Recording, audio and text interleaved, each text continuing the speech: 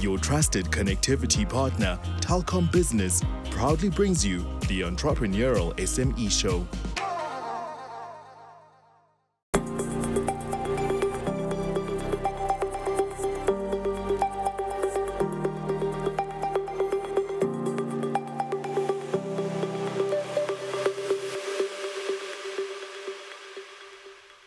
There are many and various policies and initiatives that support the growth of SMEs.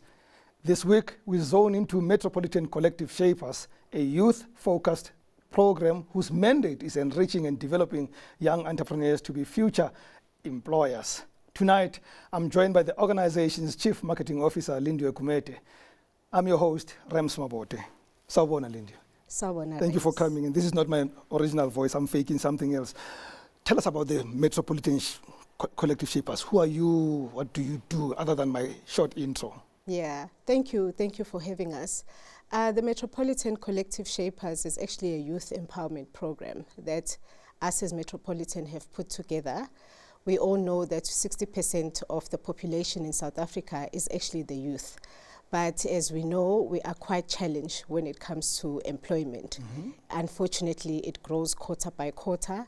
And as Metropolitan, we want to be part of the solution, to be there for the young entrepreneurs, to give them the skills that they need, the knowledge that they need, as well as mentorship that can help them to grow their businesses.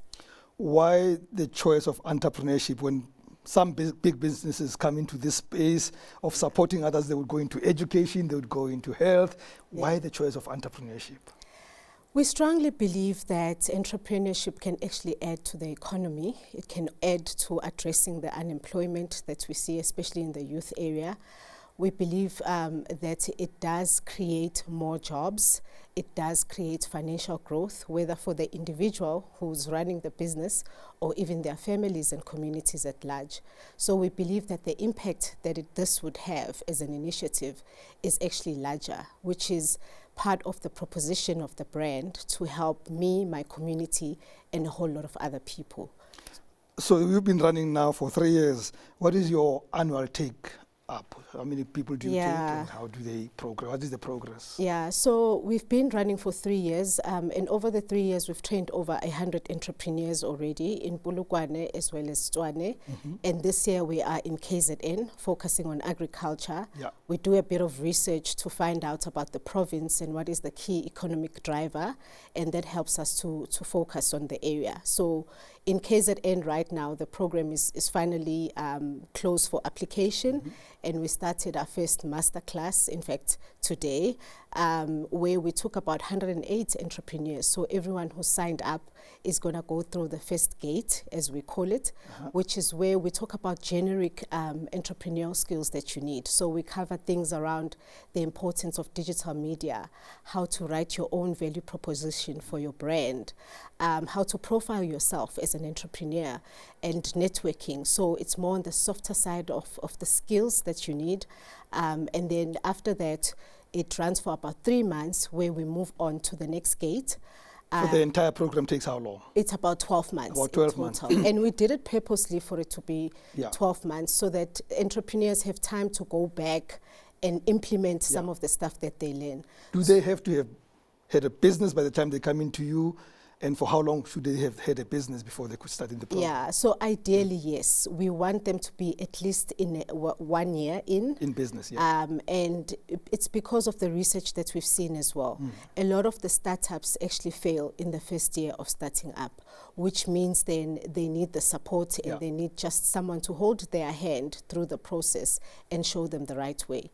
And that's why we decided to go with the 1 year startups. What are some of their key challenges? And before you answer me, when programs like this come up, naturally, even people who are not inclined that way and they see an opportunity, they'll come, right? So you may find that the others don't have a fit. But what are the challenges that you find they come up with? Yeah, so, well, this time around, we try to make it more scalable, because in the past, we used to just focus on that specific province and have up to 50 people that come to a venue.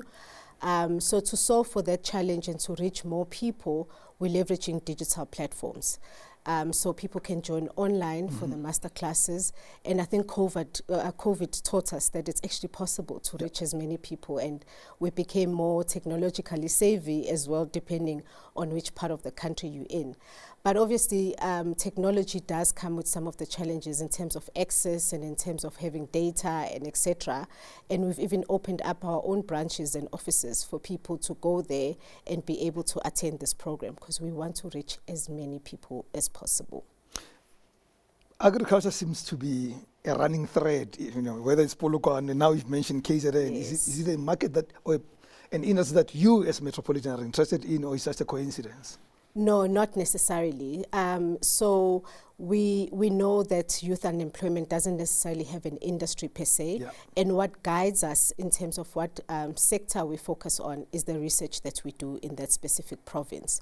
So yes, Polokwane was agriculture and farming, but when we went to Tshwane, it was more food and hospitality. And KZN just happened to be in agriculture again. But there are also other forms of farming like livestock, etc., that we also support. And how did you choose the areas, Polokwane, KZN, and Tshwane? We're just doing it one province at a time and one city at a time, and KZN happened to be the next one now. But we don't know yet where we're going next year, but we are open for suggestions. Okay, let's take a break. Ultimately, we want to cover the whole of South Africa. Great. We shall be back very shortly. Please don't touch that dial.